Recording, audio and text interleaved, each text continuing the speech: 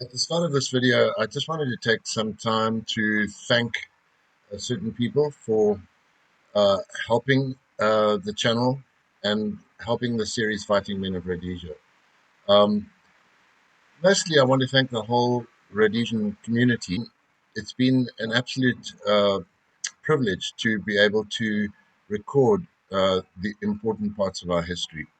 And I really am so grateful for you subscribing to the channel, for watching all the videos, and for faithfully commenting and liking and supporting the work that we're doing. And I wanted to just fill you in on a few things that are going to be happening.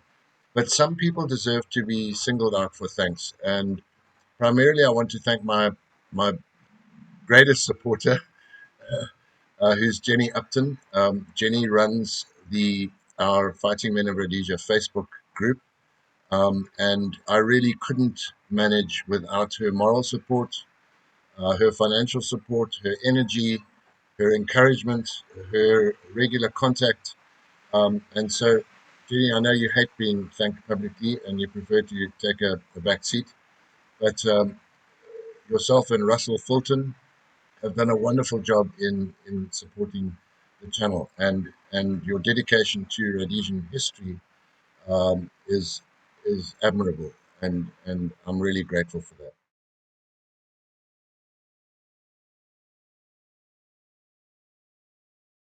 Another person I really want to thank is Tony Ballinger. Tony, I really appreciate your tireless efforts to recruit people to be interviewed for our channel. A lot of the recent interviews that we've had have been due to your efforts, and even for the lovely interviews that you've conducted yourself. Much appreciated, Tony. Thank you very much for all your help in the past. Recently, Jenny undertook a fundraising initiative to raise money for us to buy a new laptop that's capable of processing videos in 4K.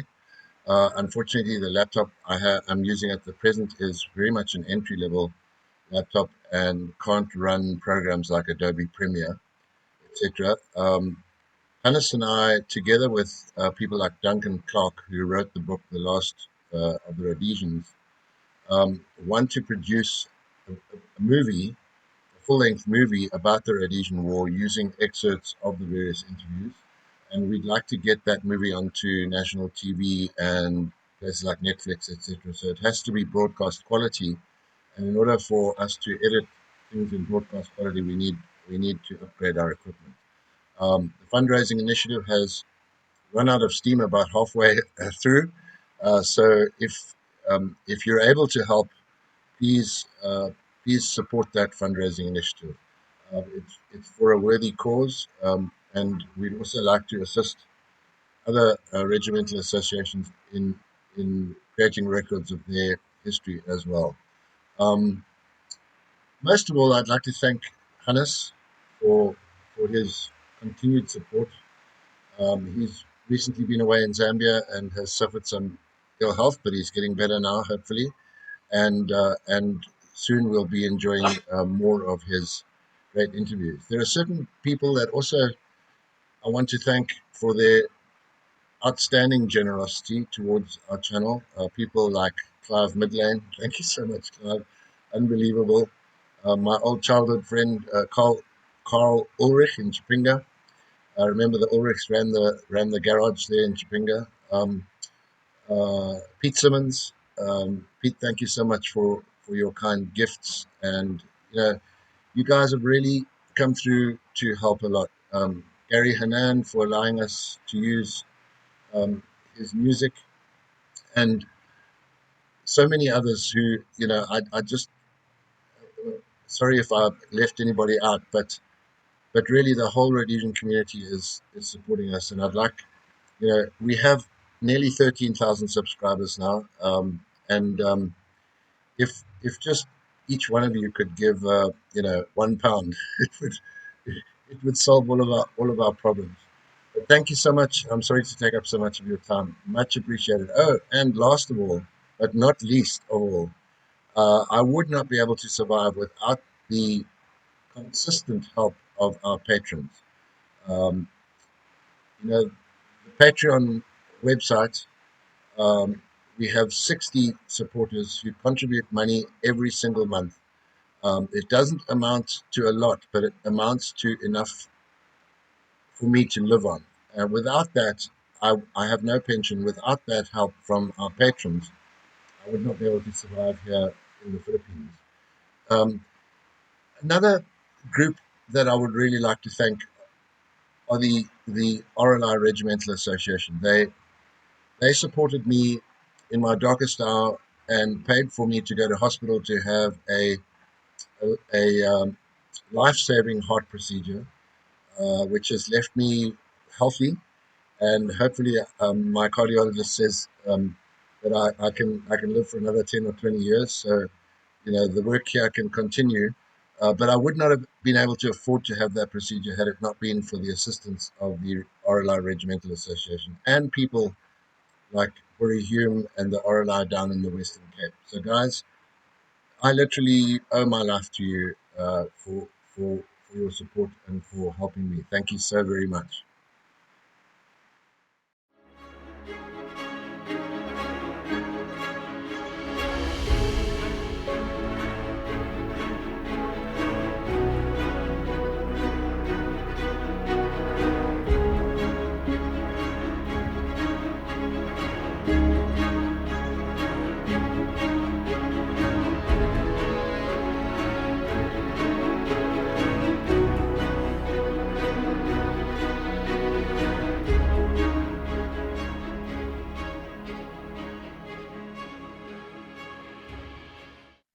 Well, it's a great pleasure this afternoon, an honor and pleasure to welcome Major Cliff Webster this afternoon.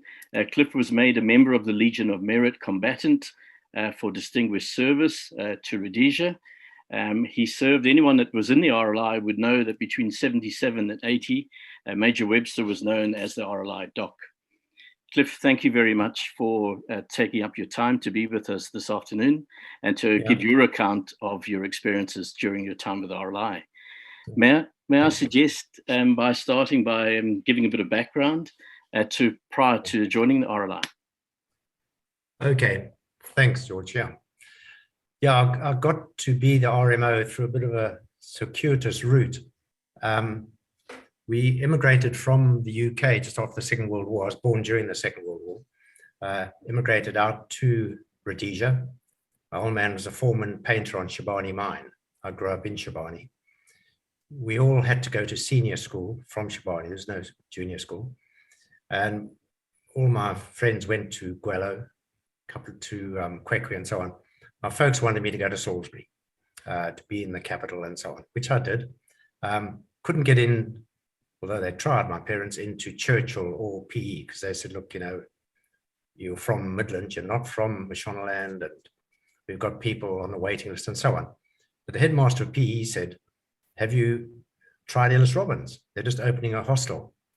That year, actually, that opened in 1957, one dorm was open, and they were opening up the full hostel the next year. We got in the car, went out there, and bang, I was into Ellis Robbins. So were you a boarder there, Cliff? Yes, I was a boarder, yeah. And was it Eric Evans that was the master in charge at the time? No, it was Gibby, Mr. Gibbs. Oh, okay, yeah, Gibbs. Yeah. And we sort of regarded day scholars as inferior. I mean, the boarders were the superior lot. But come Cambridge, I wrote Cambridge, but there are a lot of us writing Cambridge because the hostel had just opened, and then there was the day scholars as well. When they read out the results, the headmaster said to me, I want to see my office now. Yeah, so what have I done? And I had 8 credits or whatever it was at Cambridge. So I went up to his office and he said, I hear on the grapevine you're thinking of joining the police. So I said, yeah, thinking of joining the police. He said, no, you need to stay at school, do A-levels, go to university. So I said, I hadn't really thought about that because we didn't have any money or anything. And he said, what would you do if you go to varsity? So I said, well, medicine. He said, you can't, you haven't done Latin. Now, when I got to boarding school at 12, quite a few of us, beginning of the 3rd term in standard or Form 1, were relegated to woodwork. We were sort of upsetting the Latin master's average, old Boney Griffiths. Yeah. And so we ended up doing woodwork, which helped me a lot in later life. I did a lot of internal fixation for orthopedics. Anyway, so I said, okay, so I left school, joined the police as a cadet just before I was 17. You do 6 weeks, quite intensive training in depot, go out to the police stations. You turn 18, you go back into depot for six months, do quite intensive training, which I did. And then out into the world in Salisbury province. Got quite friendly with a bloke in the hostel, a South African, and talking to him, he'd failed medicine at Wits and then joined the police. And then during conversations, I became aware he didn't have Latin. So I thought, well, that's odd. So I checked up on things and found that Latin had been dropped as a requirement for medicine in 1947. Arnold Jones, the headmaster, just had no clue. Yeah, I know. I thought, oh. So I started doing, when I could at night, depending on shifts, chemistry and physics at Salisbury Polytech, as it was in those days. Got enough to get into University of Natal in Maritzburg. And then at the end of my second year there, to make money, a group of us, we worked as waiters at Durban Airport during the holidays to make money to pay our way. And then the end of 1970, I got an army cadetship, Rhodesian Army cadetship, and also got direct into second year medicine, University of Rhodesia. So that was it. I was in. And then towards the end, I spoke to Colonel Ainsley. I was mad on aviation and flying, and the Rhodesian Army Medical Corps seconded, I think, 4 doctors to Air Force, 2 at Serum, 2 at Thornhill. So I said, can I be seconded to the Air Force? And he said, no. He said, a very pleasant chap. He said, no, but we never had a doctor before who knows how to wear a uniform, how to use a weapon. I was a marksman in the police. It was a bit backward, the police, although I loved my service there. But if you're a marksman, you've got a 303 with battle sights, big deal. But anyway, and he said, you know what to do, sort of thing. So we're going to put you in the RLI, which, I mean, I got more flying in the RLI than I ever would have got being a blue job doctor. Sometimes spent up to 8 hours a day in choppers. I mean, it was great. Yeah. So yeah, January 77 into the RLI. Okay. And in those days, Cliff, there was just 2 doctors at RLI, am I correct? Or were there 2 at the time? There was just one. There was a bit of a checkered history with the doctors. So I think when I arrived, people were looking a bit sideways. We were coming through the Army cadets. We were all young and enthusiastic. When I say young, I was already into my 30s because I'd started medicine late. But Rob Dorrington came in. The National Service doctor used to come as well. Okay. And then Ray Dawson came. He actually was a South African, and he was called up in South Africa. He'd come up to do his house job in Rhodesia. But the South African Army had said, if you do national service in Rhodesia, we'll count it as doing it in South African Army. So he said to me, you can get me into the RLI. So I spoke to Ainsley, and Ray was with us. Okay. So in the early days, in 77, were you doing any bushwork at that stage, or was it mainly camp hospital? I know it was, we alternated. I think it was 2 weeks out, 2 weeks in. But sometimes I spent more out in the bush. We started, first time I went out the bush was Darwin. Right. And then we moved the TAC HQ to Motoko. Okay. And it was very active there. I remember Ray used to get quite irritated in a friendly way. He used to say, when you're out in the bush, everything happens. When I go out, I sit at Motoko. We had Keith Nelson. We were doing externals. And I extracted Keith Nelson when he was... yeah, I'm sorry. So we'll talk maybe just now, Cliff, in more detail about some of those extracts that you did, the Casualties. But in the early days, then, were you because there was a camp hospital at Darwin. Remember they set one up there? Because was the MRU, when did that actually come in, the mobile resuscitation unit? That came in January 78. So it was only 78 MRUs. So Okay, so you were operating from the local, that you would go to the Darwin Hospital, the military hospital at Darwin there. Okay. Yeah. Yeah. And then there was a sort of a hospital at the Fire Force base in Motoko. Right. Yeah. Okay. So was the one at Darwin, was it what, maybe I'm thinking the one at Motoko, not the one at Darwin then. Was the one at Darwin as well? There was basically a sick bay. It wasn't a hospital as such. It didn't have a ward with beds, which we did in Motoko. Okay, because I remember, I think one of my first bush trips with yourself with the MRU, we actually had the MRU parked at, and I think it was Darwin, but on the other side of the runway. Yes. That we set it up. Yeah, we used to go and park there when we were in Darwin. Okay. Yeah, from January 78, we just deployed that MRU constantly. And just from a trauma experience, so was there anything special you did, or was it basically learning on the job? Well, as students, we'd been, if you like, brought up with it at Harare Hospital as students, and then as housemen. We were constantly getting in landmines, gunshot wounds, and surgery was my great love sort of thing. So I was with a very good general surgeon, and then also with an orthopedic surgeon during my house year. So we had quite a lot of background. But what Mike Monroe, he was a year with me as well. He went to RLI. Initially, I went to RLI. We wanted to stay on for 6 months as an SHO to do anesthetics, because then you're into resuscitation and anesthetics as well. But they said, no, we just need you now, deploy you. Okay. So that's how it went. Yeah. And then your very first major casevacs then, out in at Motoko, wherever it was? Yeah, there was one in Darwin. In fact, we were the farmers were giving us a farewell braai, and everything was getting quite merry. And I suddenly thought, hang on, it's the middle of the day. I could suddenly have a casevac. So I held back, fortunately, and had a casevac down in the valley on the floor. But the first big one I did was at Motoko. Scouts were deploying at night into a frozen area in their vehicles, and they got ambushed quite badly. And so we had to get in there by choppers at night. Sure. To get them out. And we went out in 3 choppers. But getting in, landing, and then I could climb in the back of the truck. They were all covered in canvas, obviously. The trucks weren't open because they were deploying these blokes. And one died as I got there, but there were 2 or 3, I'd have to look at my diary, that got out, got back to Motoko.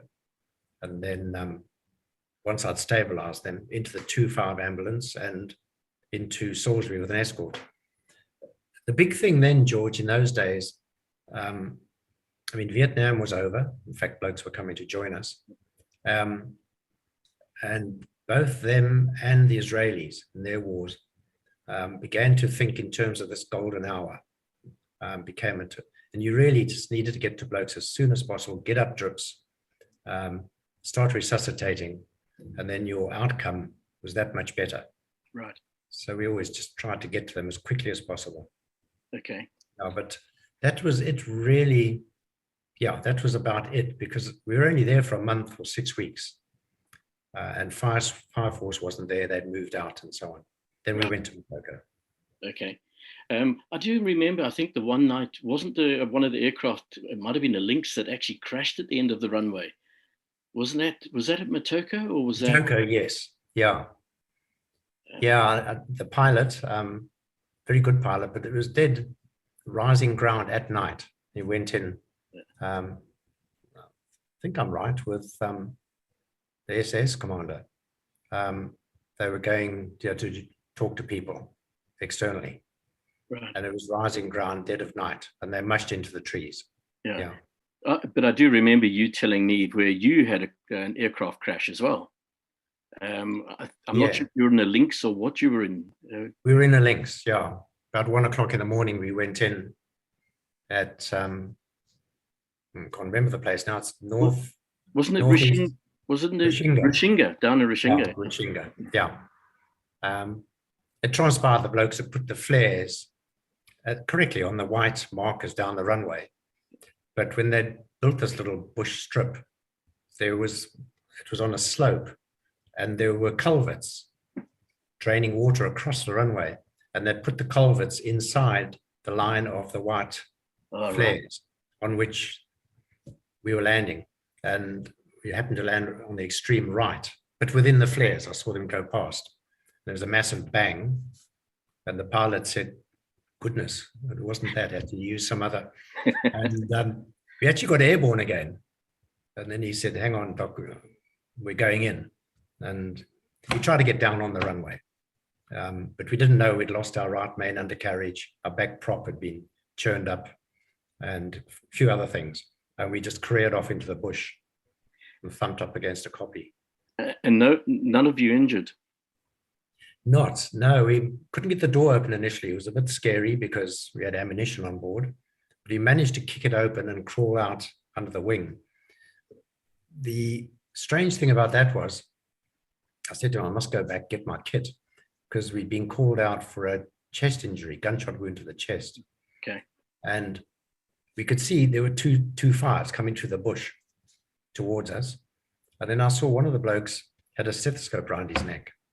So I said, oh, you're the medic. There was a Rhodesia regiment company there on top of the hill, a little fort. And he said, no, I'm a doctor from Bulawayo doing a call-up. I said, oh, okay. I didn't know there was a doctor here. So we went over the runway, and they had a Peugeot ambulance there for some strange reason as well. And he said, the bloke's in the back. So I went to have a look, and he had a graze on his shoulder.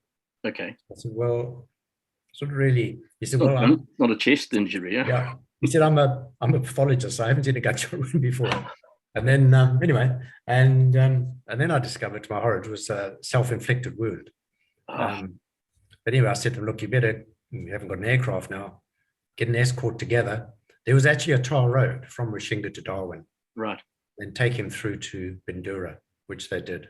Yeah. So that was, we were very lucky. Sure. And what did you do? You had to wait till the next morning, I should imagine, to get out? We did. We spent the night at that base, and then they sent a pro aircraft for me. Okay. The blue job had to wait while they came to get the aircraft out on the flatbed and so on. But, and actually by the time they picked me up, we were diverted directly to quite a big landmine near Marewa. Right. I was kept very busy. It was, sometimes I got enough time just to get back to Motoko, resupply my kit, and then we were off again. Did you ever add up the actual number of people or number of Casevacs? I know you wrote them all down. Have you ever tallied them all up? No, I haven't, except for the MRU. I did that for a couple of articles, as you know. But otherwise, no. And I don't know if you've got any record of it from Toko Hospital. The one I did, what used to happen very often, old as he was then, Colonel Rich, you'd get these reports, say, from a protected village or a patrol somewhere that heard an explosion to the north, or they'd heard something to the east. And you just say, Daktari, take a spider, go and have a look. Sort of set off. And we came across a Land Rover ambulance upside down. It was from, it was a mission where, the missionaries didn't like to talk to us. And we told them to be careful going out on the roads because of landmines and that. But this driver and a nurse and a couple of patients had gone out, taking them somewhere with the rear wheel of the Land Rover and hit a landmine above which the nurse was sitting. So she was basically only existed from the waist up. I mean, she was dead.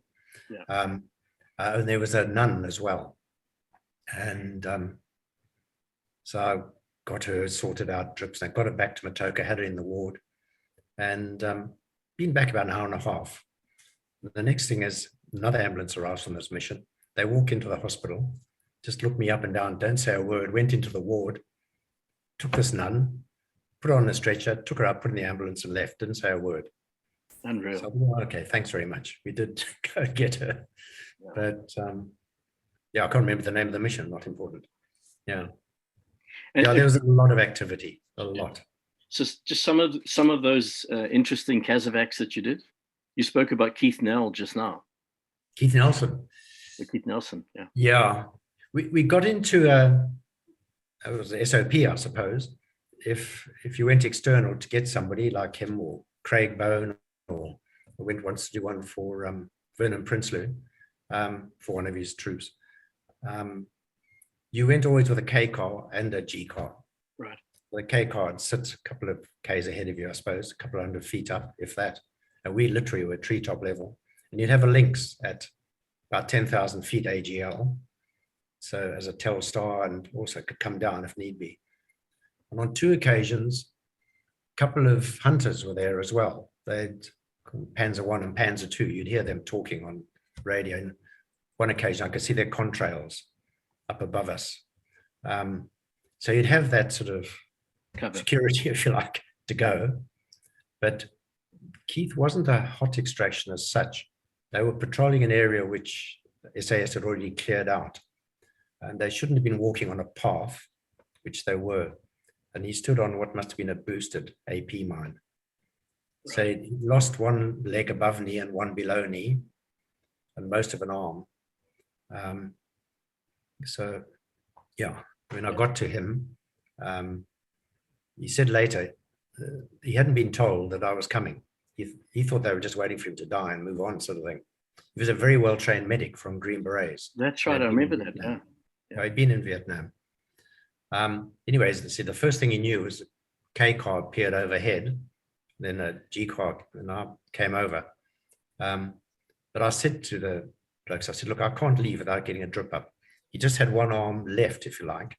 But the blokes have been doing their best to try and get a drip up. So they'd messed up a lot of veins, understandably. And I said, I have to get a drip up. Go back to Rhodesia, come back for me, because we weren't in contact at all. And then Dick Paxton was I think the K car. He said, no, I've got 20 minutes, then I have to get back for fuel. And the G car just closed down on the ground, which was quite risky. Yeah. Anyway, I prayed, did on a couple of occasions, got a drip up first time into the chopper, and we went.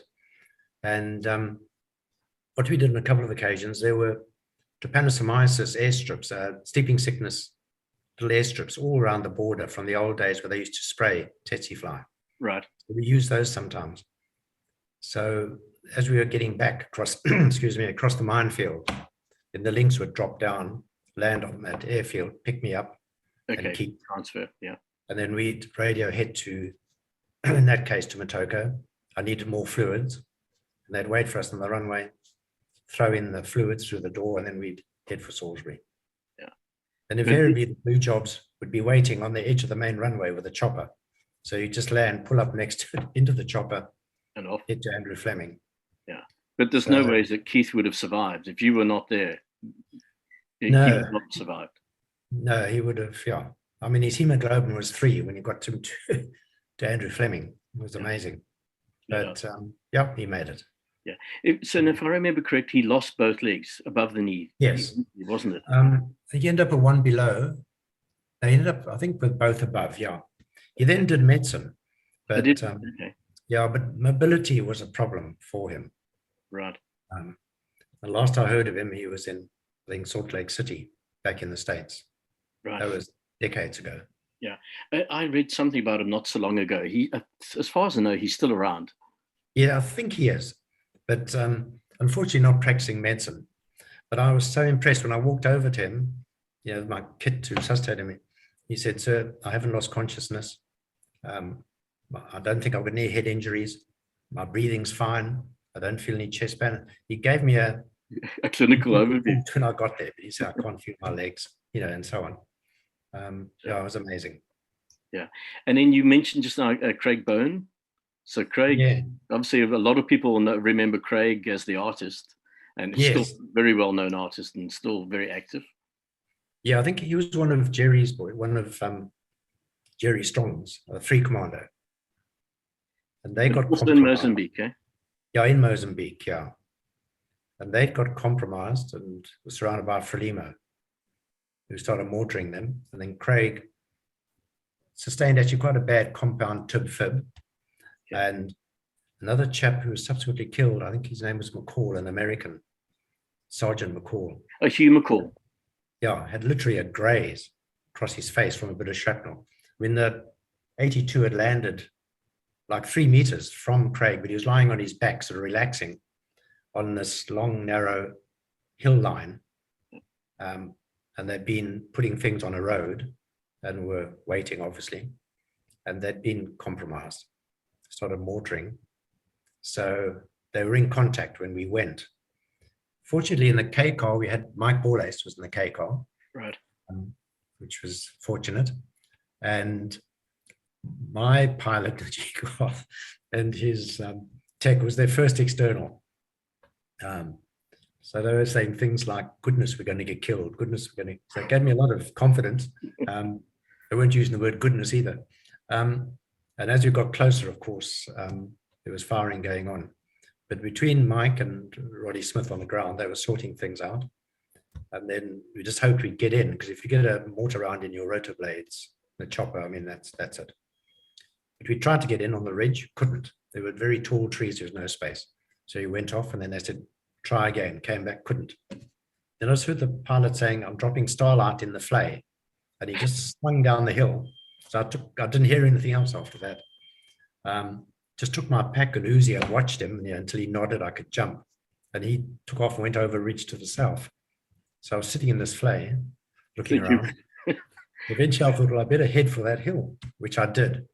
And then one of them, I think his name was Norman, he was a sergeant, color sergeant. Anyway, called from behind a baobab, said, sir, over here, over here. And then he said, where the fuck did you come from? So and how long had you been walking for to be able to get to them? Only about 5 minutes. Oh, but that's a long time. Yeah, I know. And when for a while I started to walk down the road, and I thought, well, hang on, if they have put things on the road. So I quickly got off.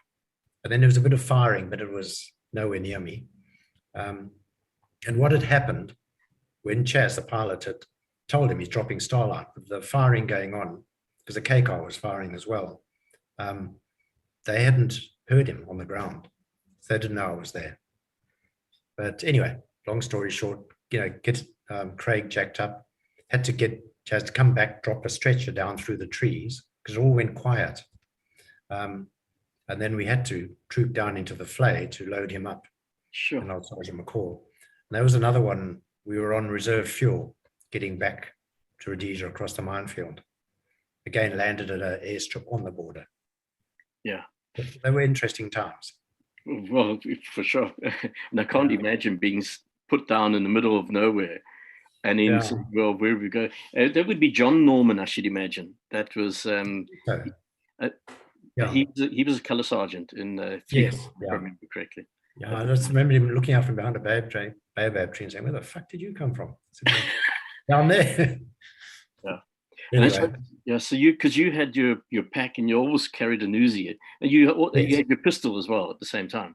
Yeah, I had a revolver. Yeah. You had your own revolver, didn't you? Yes, I did. Okay. I didn't like pistols. I decided in the police I didn't like pistols. And of course, they gave me an FN when I joined the RLI. But I found it difficult, what to do with it when I was dealing with casualties. You've got it over your shoulder and it falls on the dirt and gets messy and so on. And I found an Uzi easier to have with me and deal with casualties. Yeah, sure. And the sort of the change of how things happen, because you take, and if I look at the death toll, so 77, I think there was 13 people killed in RLI, 13 RLI soldiers.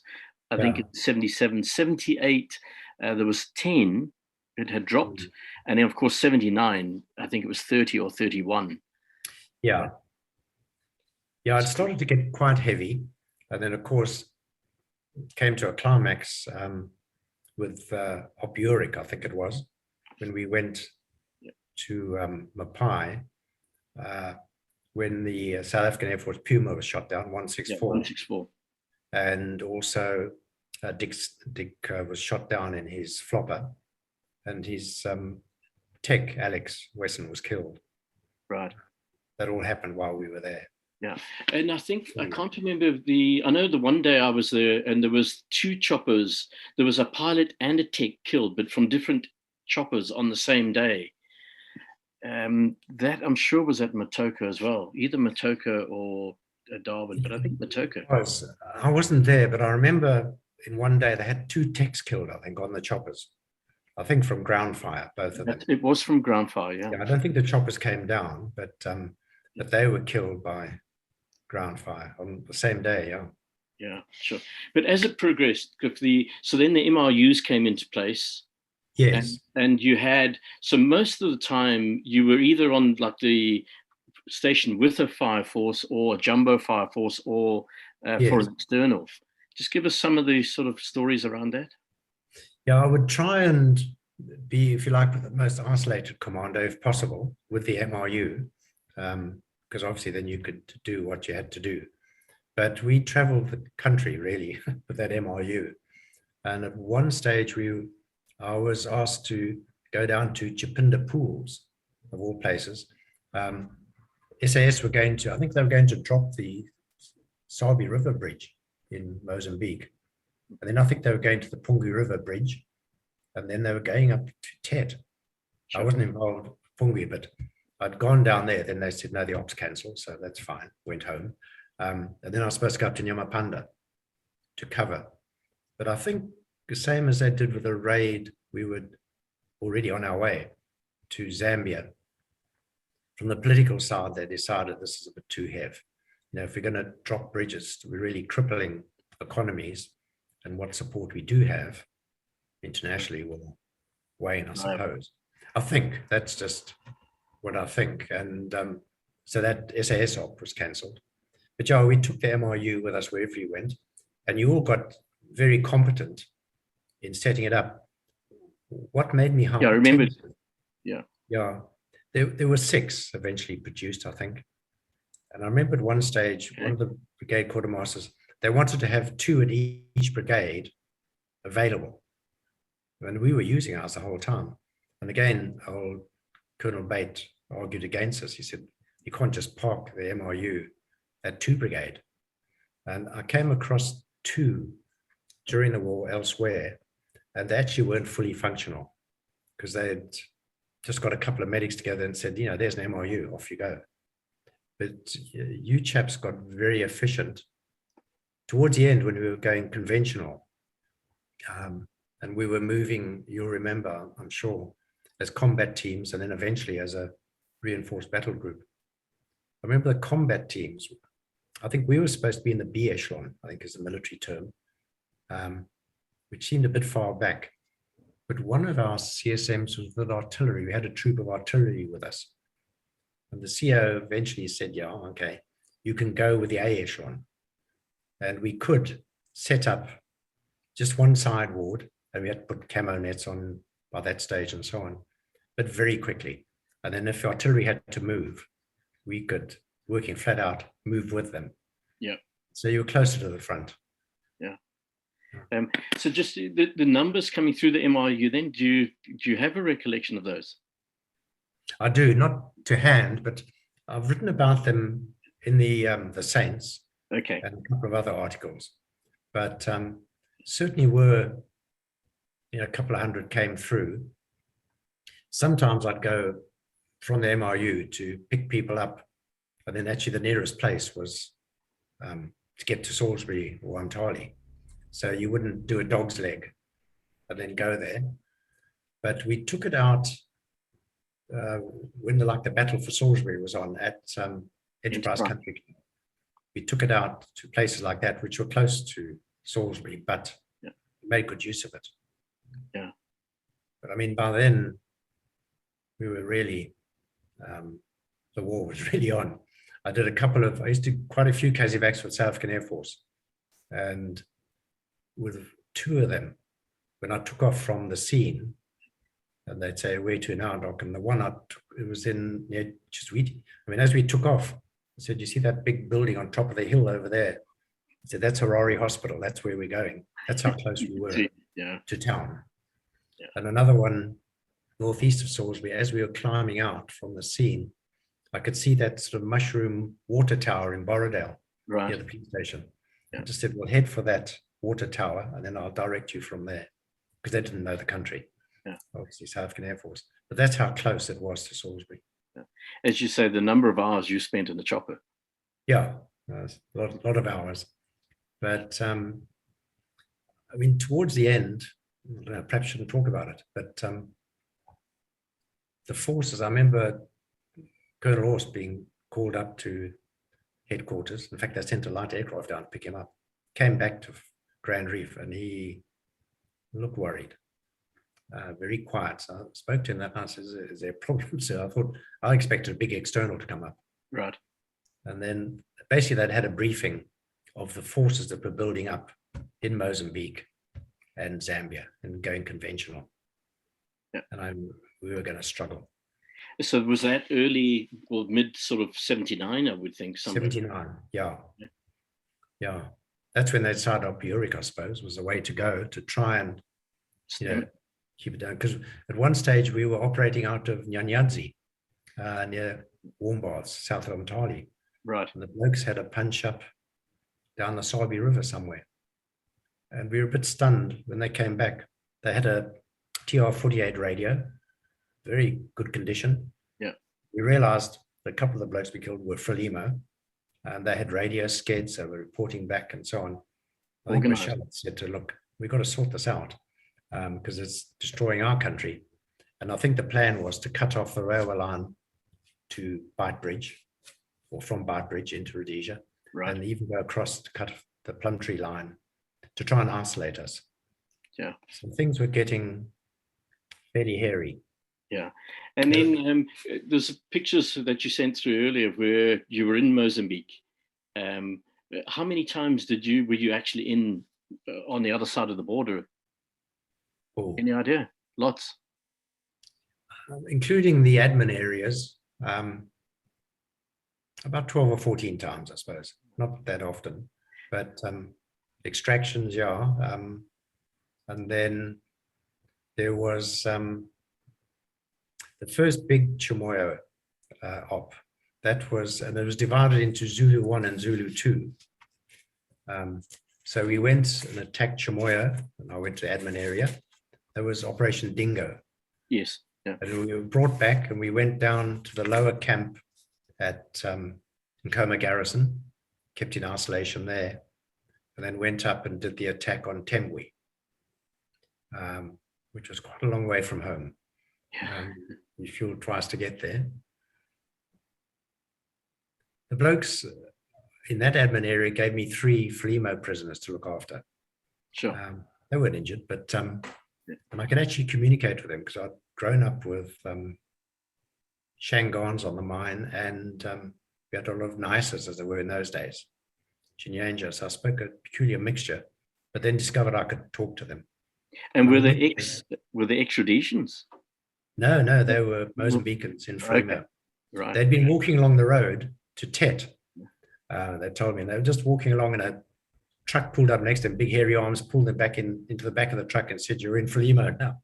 So they weren't that enthusiastic and starving. They weren't being looked after well at all. Right.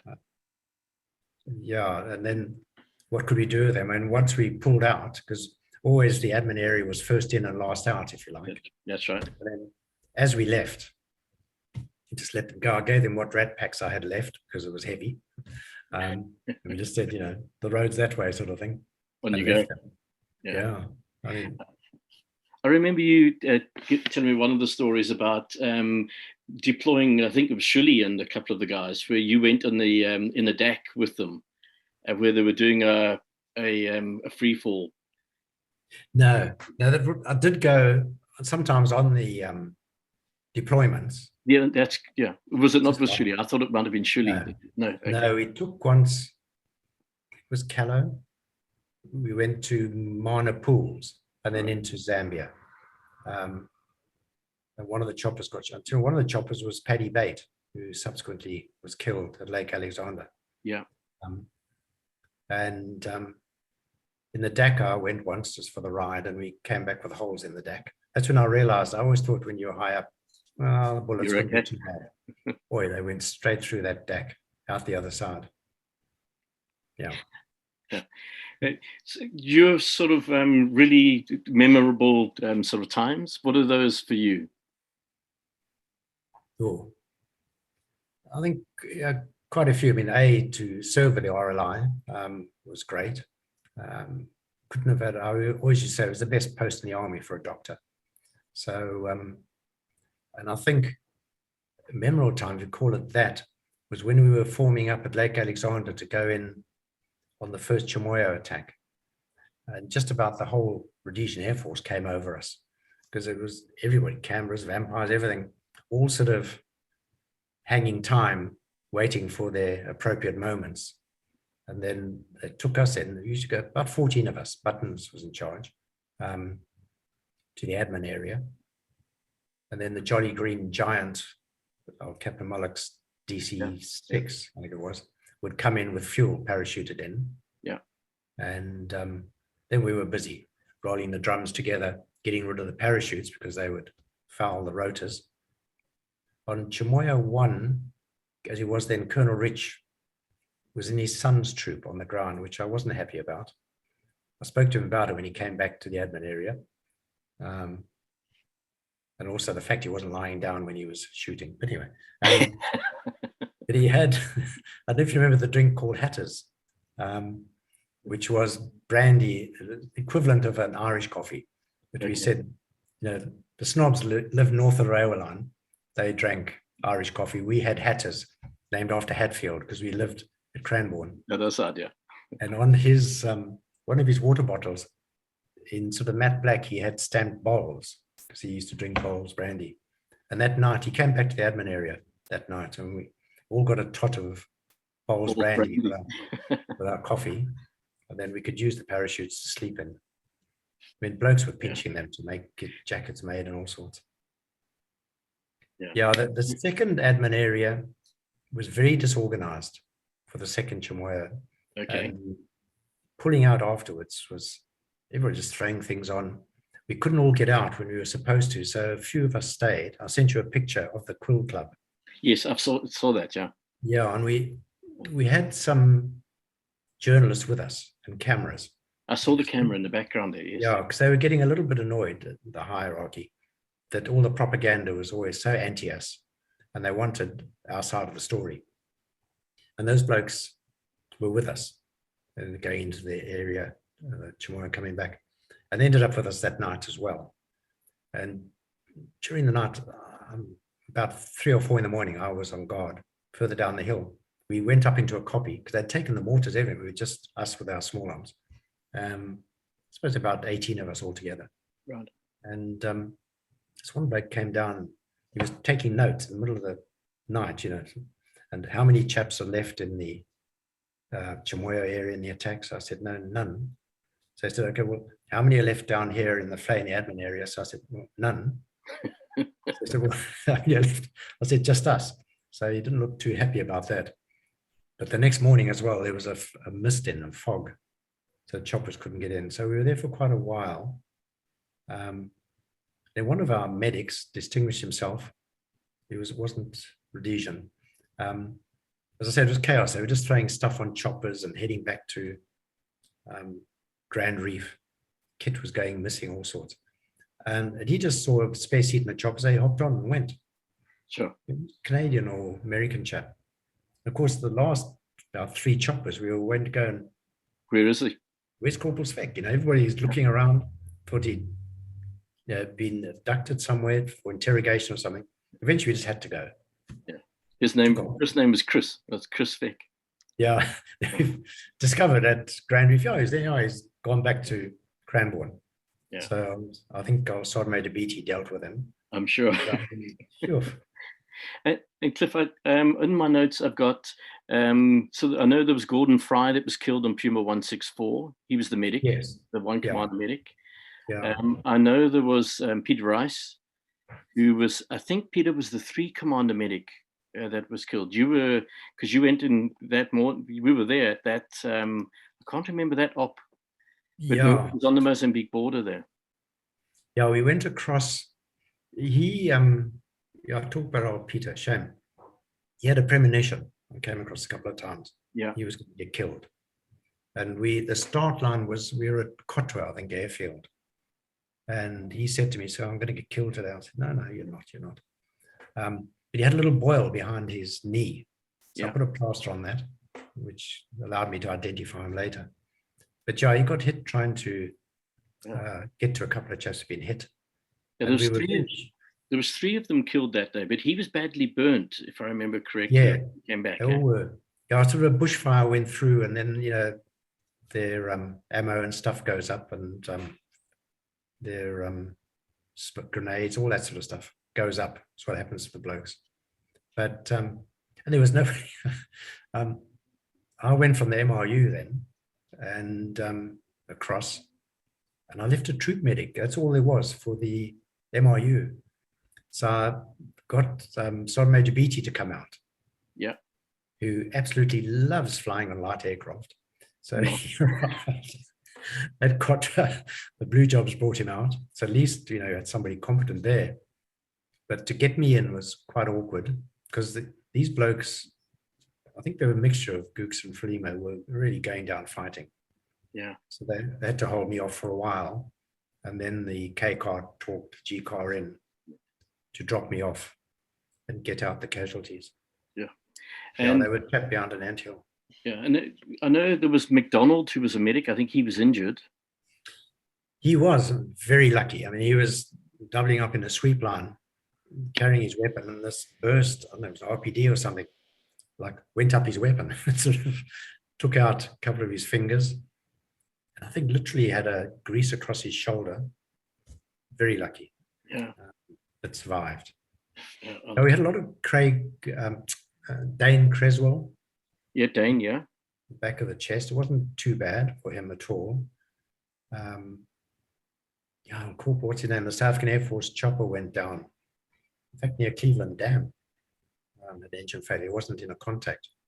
And he had a bad compound tib fib, which didn't unite for ages. Right, sure. Yeah, we had a lot of casualties amongst the medics. Yeah. So any other recollections before we get to the final parade? Because see, you're actually on the podium on the final parade. Yes, yeah. Again, I was very lucky to. They said, well, we're going to have to do something with you on the final parade, so they made me the receiving officer. Yes, that was the title, receiving officer. Okay. And so, fortunately, having done military stuff before, because the police training was actually quite military. I knew what to do, who to salute colors. Right. Fortunately, doctors don't go on parade that often, but when they do, they carry a sword, but they don't draw it traditionally. Right. Otherwise, I might have stabbed somebody accidentally. The police, you never did sword drill, obviously. So I carried a sword, but never drew it. You just salute. Okay. Because doctors are not supposed to obviously carry weapons or whatever. But yeah, before that was, the lead up to it. I mean, the big thing was Op Uric, I think it was. Yeah, that was where the Puma went down. Yeah, that was the Puma went down and the flopper went down. The South African Air Force actually brought me out at night. It was a very, very black at the time, no moon, so the alouettes, they couldn't fly. So I brought Dick Paxton out, the pilot from the flopper, and the SAS chap, in fact, he was trying to get to when he was hit by an RPG-7. Sure. So I brought them out in a South African Air Force Puma at night to Chipinda Pools. Okay, so sorry, just explain that one, because obviously I knew the Puma. This is the one that went down the day before the Puma 164, is it? I think it was the day before. What had happened, we were in the admin area, obviously, again, for the op. And I saw them, the aerial photographs, it looked like where we were going, the huge salt pans. There was water everywhere, long, big, flat salt pans. So we even took a couple of Zodiacs with us. The idea being if they parachuted in supplies or whatever, we could go out in our Zodiacs and get the supplies. It was bone dry, not a bit of drop of water. It was obviously like a mirage or something, which meant we were quite exposed out there. I'm sure. We knew from, I think it was 12 Signal Squadron, they, a lot of Portuguese speaking blokes, obviously, and we were listening to all the comms. And so was the Warthog, obviously. And they were reporting from the bases not that far from us that there was a lot of chopper movement and they were reinforcing, sending out patrols and so on. So we were a bit exposed, but we had to hang on for about 4 days because of the weather. Right. was goody weather as we went in. We could see it. And there's no ways they could put in strikes. The blue jobs could. And then, yeah, one morning, somebody came running in, and he'd been out to do his daily business. And he came running up and said, there's a big Frelimo patrol coming this way. And so there was. So everybody went to ground. We had shell scrapes on that. Then there was quite a big punch up. Very, very swift. South African Recce was with us, SAS, and then RLI. One or two chaps got away across this. I mean, it was a dead flat salt plan. But we had, so I'm mentioning names here, I don't know, but we had Bob Warren Codrington with us, who I think was like a long distance runner of national standard. Okay. When we thought, boy, if these blokes get back to their base, you know, we're in big trouble, because we really had no defense except for a couple of mortars. And they used to send out these mobile columns, which had a lot of firepower. Yeah. So Bob set off just with his FN, khaki PT shorts, and his hockey boots, running after these blokes across this way. Just he came back quite a while afterwards, and he said, they're gone. Couldn't catch them. But what had happened then, Pete Fondell had got a flesh wound through the thigh, but he should have been on Puma 164, leading that. I casevaced him out during that day. I didn't go with him, sent him out in a flopper going out. Plus they'd captured the blokes were laying explosives around the bridges in the meantime, doing their chopper tasks and laying rose mines and so on. And they were doing something, and a white chap pitched up on a scooter, started berating them and shouting at them. He turned out to be, because we were on the Limpopo River, a water engineer. I think he was Bulgarian. Okay. And then they said, you could see it then dawning on him, these blokes are probably not friendly. But anyway, so they said, right, on the chopper, and they brought him back. And of course, they wanted to talk to him back at home, which they did. And I believe subsequently took him down to Pretoria and then back to Maputo. Right. You know, nothing happened to him. But yeah, so Joe Deploy went on that chopper. I always remember General Walsh's voice on the warthog, you know, when we realized that chopper had gone down, 17 blokes. Yo, not good. Yeah, that was the biggest loss in a single day. It was, yeah. We had. Yeah. Terrible. Yeah, and obviously you were involved with or had privy to you know, some of the comms that were going on with the senior people. You know, yeah, I did sometimes. I suppose, you know, you're sitting in a place when very senior people come in, and you get up to quietly walk, and they say, "No, Doc, you can stay," and you listen to stuff, and you think, "Yeah, this is serious stuff." And I remember when we were in that reinforced battle group south of Barandellis, we were moving along, and they used to send people used to come out. By then the monitoring force was there, and all the politicians, if you like, Lord Soames and so on, and they'd come to us for a brief. Not him, but in fact it's a bloke who badged RLI. He was an IO at Comops. He told me later, he said he used to put together these reports for them, and then these senior blokes from the British force used to go and, no, don't brief that, don't brief that, don't brief that. Because we were saying, the locals, they were very friendly to us. They were running up, shaking our hands. You're going to be our soldiers now, and all the rest of it. Propaganda was very good for Mugabe.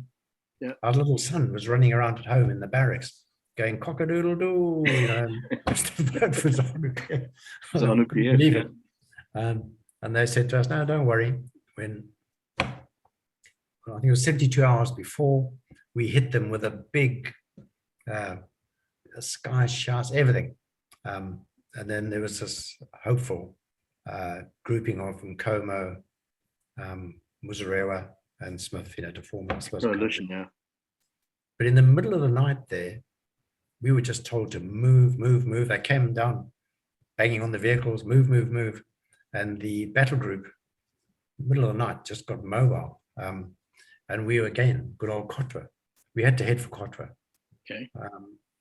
We went down think it's to Headlands, or Machiki, and there's a dirt road across to Morewa and up. So first light, we were there, and they started bringing in flatbeds with more Elan 90s. We had a South African battery of 5.5s with us, but manned by Rhodesian Field Artillery. We had a mortar platoon, 81, from a Bulawayo 1 Brigade, Rhodesia Regiment Battalion. So it's quite a big force. And there was a assembly area between us and the minefield, which had been causing a lot of crap. Right. So the duty officer at ComOps had just said, right, move the battle group. I believe got into a lot of trouble about that later, because we nearly started the war again. But very cheeky bloke in charge of the assembly area. And he was objecting to the engineers maintaining the minefield. And he said, if he sees them out there doing this again, he's going to take them out. Sure. So he was given a warning: if you do that, we'll take you out, sort of thing. Okay. But of course, sitting in the middle of them was a little group of monitoring force from, I think, Fiji, Australia, and a couple of places. So I think their eyes were out on stalks. But a very irate, I think, Australian full colonel arrived with a message. And then the next thing is we withdrew to Salisbury. Right. But it got very close. Yeah. And if I remember correctly, the last external was the Zambian one, right near the end of, I think it was December 79, roughly, or maybe before. Tepid. Was it Tepid? No, I think it was before. That was before Uric. Oh, okay. Okay. But that was the SAS had gone in. I think they wrecked it and they went in to attack it. But it turned out to be an incredibly well-sited base, I think, by the Russians. There were 2 ridges mutually supporting, with this camp, most of it underground, in between. Very well-trained battalion there. And then there was a bit of a rush. I was back at rear, and they said, right, we're going Kariba, sort of thing. And I was very pleased, because when you got back, we used to get the MRU jacked up, ready to go again. Yeah. And it was first out on the parade square, because they were forming up a convoy. And they said to me, whoever it was, can you go with your kit to Serum? And I was part of, I think there were 4 DACs flew up in formation up to Kariba. And then the convoy came up during the night. Right. And that's where Charlie Norris mentioned it. Yeah, Dave Greenock was doing that long stop or whatever. Yes, yeah. And they came walking past out at night. Yeah. One thing I used to go to the debriefs afterwards of the officers. And by that stage, South African Army senior officers were coming to our debriefs as well to learn, what was going on. And I remember it wasn't any of our officers, but boy, poor old Dave got slated at that debrief a bit. But the one thing that I don't think Charlie mentioned was, in addition to, it was the cooks and bottle washers, and he was facing the road, but he also had blokes behind, obviously to cover their rear. It was a pitch black night. They just heard this noise coming down the road. These groups were moving with whistle signals. And they were pulling, I think they were 14.5s. They're like on wheelbarrow wheels. They're squeaking a bit. They could hear this coming. And he said it was close. It was right there. And the other thing that had happened was when they got there, they had no comms. They were in a dead area. They had no comms. So they were just sitting there isolated.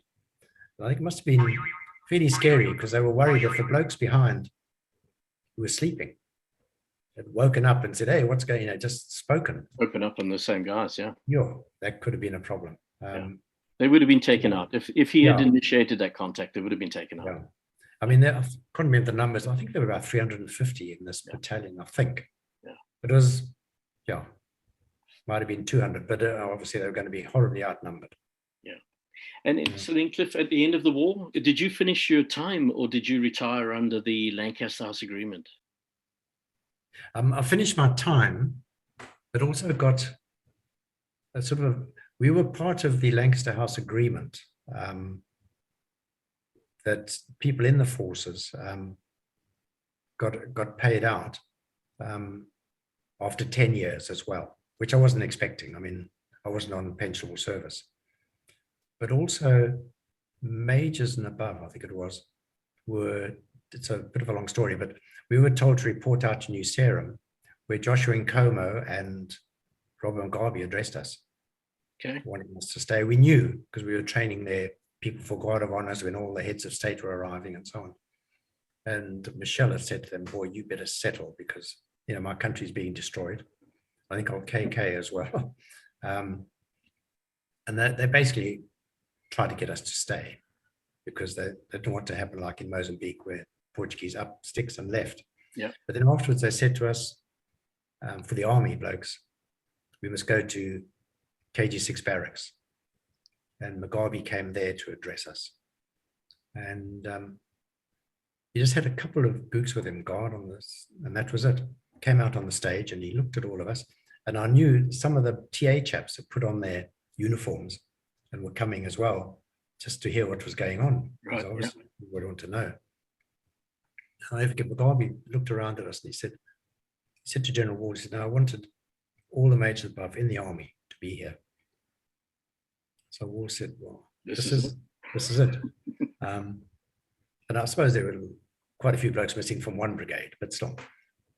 And he said, is this what's kept us from power? So anyway, it got down to brass tacks, and the blokes were saying, look, you're taking people to College of Knowledge, School of Infantry, used to call it College of Knowledge.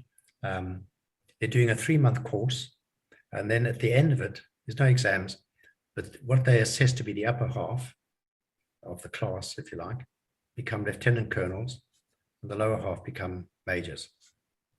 And the blokes were explaining what it takes to get to that level in a professional army. And Mugabe actually said, he said, I understand all this. He said, you had to have O-level to join. I was quite surprised what he came up with. But he said, this is Africa, and we've won the struggle. And he said, if I don't reward my people, it'll be a revolt. And then he said, we want you to stay, but there'll be no more promotion. So we all looked at each other like, okay. Yeah. And there had been, we were including the Lancaster House agreement. I mean, people like me, I got enough money to buy a second-hand VW Golf when we joined Anglo.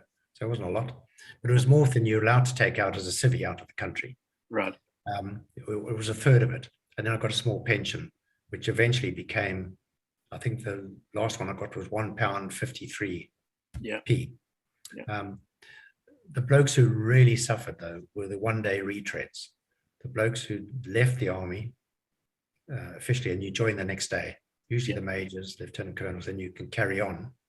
You can commute a third of your pension, buy a nice house, so on, and keep earning your salary of your rank.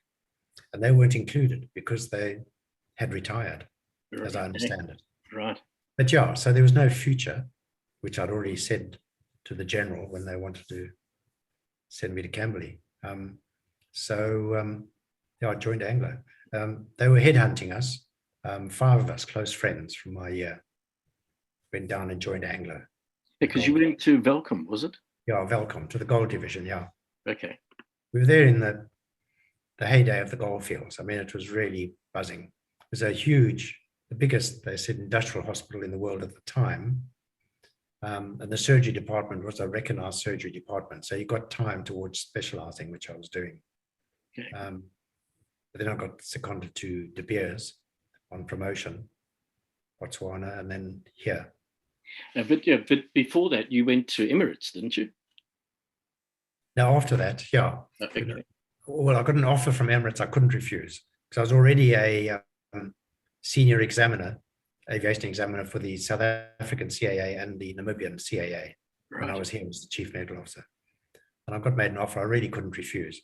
So I took early retirement from De Beers, because I've been seconded to them, went to Emirates in Dubai, but then ended up in charge. So my 5 years there became 10 years. Sure. So I did 10 years there and then retired. Well, I'm still consulting, but retired from Emirates. Right. And did you ever do your pilot's license? Did you ever fly? Oh, yes. You did, eh? Okay. Yeah, I mean, we bought an aircraft in Botswana, a nice Okay. powerful 235. So we could fly up to see family and that. and it was a very powerful engine. So we could take up in stuff they didn't have, even tiles for bathrooms, you know, when family were upgrading their In the houses or aircraft, whatever, right? cooking oil for the domestics, bicycle tires, all sorts of stuff. Yeah. And then just lastly, then, Cliff, for those that don't know, where are you right now? In Swakopmund, yeah, in Namibia. Just getting a partner coming in now. We operate 2 clinics I'm doing occupational medicine in my old age for the last 12 years. And then on-site clinics on a mine, we look after a tin mine, a gold mine, a brewery. And so we've got some on-site clinics, but I'm trying to step back and just consult and do projects. And I've got somebody coming in who's qualified in occupational medicine, who will hopefully be in the next couple of months. Okay, good. And then you do a bit of writing. I was going to say, you need to write the book of your experiences. Eh? Yeah, you know, when Vernon died earlier this year, yeah, sent the subbies the extraction I'd done for one of his chaps, and it does bring back a lot of memories. And the blokes are fading, so we need to keep these memories. For sure. Okay, yeah. Great. Cliff, is there anything else you would like to add? I don't think so. No, it's we keep in contact. Like next week, we're going over to see the children, as you know, in London, and through the Rhodesian Army Association, you know, their parade at Westminster. Yeah. Persona non grata at the War Memorial. The Rhodesians, and there's been a bit of a furore about that. Not of our making. People objecting to the fact we can't parade with everybody else. When you look at what Rhodesians, where they fought and so on. Yeah, I'll send you the details, because there is the Remembrance Sunday on the 13th. I think it's November the 13th. Yes, yeah, we're going to that. Okay, all right. So you'll be there. You'll see Neil's story and the guys there, I'm sure. Well, I don't know is there an RLI get together? There is. So I will, and they're meeting at the Rafa Club afterwards. They get invited to the Rafa Club afterwards in Bedford. Yeah, it's difficult to get there and get back on the trains. We found a Sunday afternoon. So we tend to go to Westminster Abbey. All right, that fun. And there'll be a couple of RLI chaps there. There's all sorts of. Yeah. It's a big alcoholic gathering afterwards. And I know there's the subbies. When do you? I'm going to actually stop the recording. But Cliff, thanks very much. Then you and I talk offline. Yes. Okay, that was really great. And I'm sure we're going to be asked for probably a follow-up with some other details, possibly on this itself. But maybe. A lot of people might find it boring. I don't know. You'll be surprised. I'm going to stop the recording now. Okay. Let's just do that.